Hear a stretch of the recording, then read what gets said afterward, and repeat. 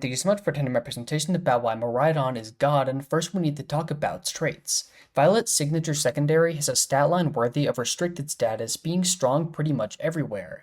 135 special attack jumps out as great, being one of the highest in the game, but to be honest, the most important one is speed. This lets it match threats like non-booster Fluttermane, Chien-Pao, and Koraidon, forcing some scary 50-50s and letting it take KOs that normally aren't possible. Even on defense, it can eat some hits, not having a stat below 100. Typing-wise, Miraidon is spec'd towards offense, with Electric covering Dragon's blind spots well, but Hadron Engine is the star of the show. This ability not only sets Electric Terrain, one of the best field conditions in Pokemon, but also gives Miraidon a 1.33 times boost to its special attack.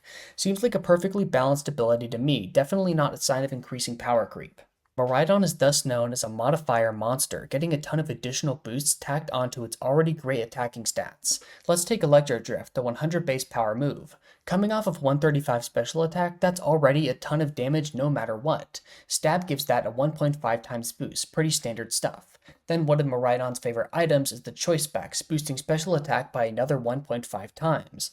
Then Hadron Engine boosts that by 1.33 times.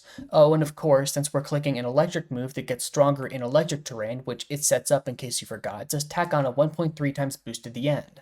That's already pretty obscene, and we're not even considering Terra or things like Helping Hand, which is often on Miraidon teams. There aren't many Pokemon that take neutral damage that also reliably live Electro Drift, or even Volt Switch for that matter.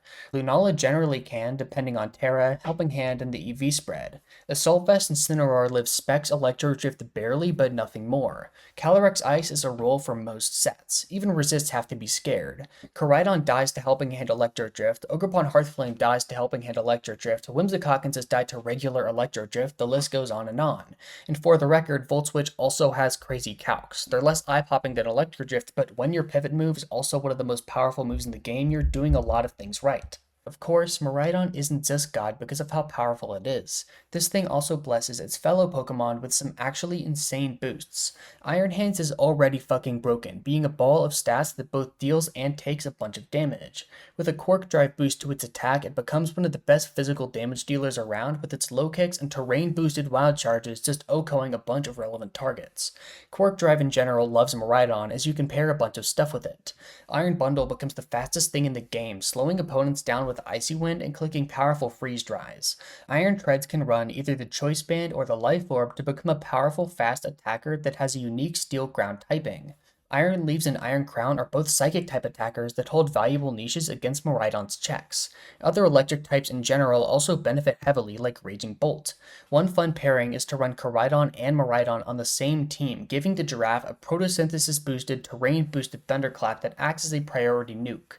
Miraidon directly enables a ton of powerful stuff, letting you stack teams with super buffed Pokemon.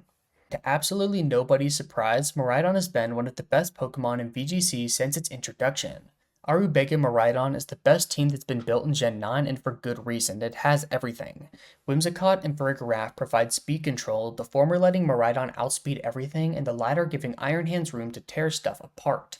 All of your Pokemon can deal real damage, with a few absolute bombs being supported by auxiliary pieces. The team won Worlds and has gone on to win other regionals as well during Regulation G. Other Miraidon cores have done well too. Dill's EUIC second place team ditched Whimsicott entirely, opting to run Incineroar as fake-out support and Iron Treads. Riley Factura's build uses Ursaluna as not only a Cali S check, but also as an anti-trickery measure that enables Miraidon's discharge. Since Worlds, Joseph Ugarte has used a team that focuses around Grimmsnarl's screens to let Miraidon stick around. Then, with setup threats like SD or Shifu and Quiverdance Volcarona, he can sweep games easily. These teams, which will be linked in the description, are all novel ways to run the bike. Regulation I is arguably even better for Miraidon though. With Lunala's support, it leans heavily into Trick Room teams by abusing Volt Switch's pivoting power to get Iron Hands on the field safely. At the Milwaukee Regionals last weekend, the core got 3 of the top 8 placements. Oh, and the other teams? 4 of them had Miraidon on them, including Pokeaim's Killer Ho-Oh team. Mirai is one of the best, most versatile Pokemon in VGC right now and has the results to prove it. In conclusion, Miraidon is not only insane itself, but lets its team shine too. By pairing its raw strength with terrain abusers and supportive pieces, it slots right onto various top teams. Go try it yourself. Thank you so much for watching.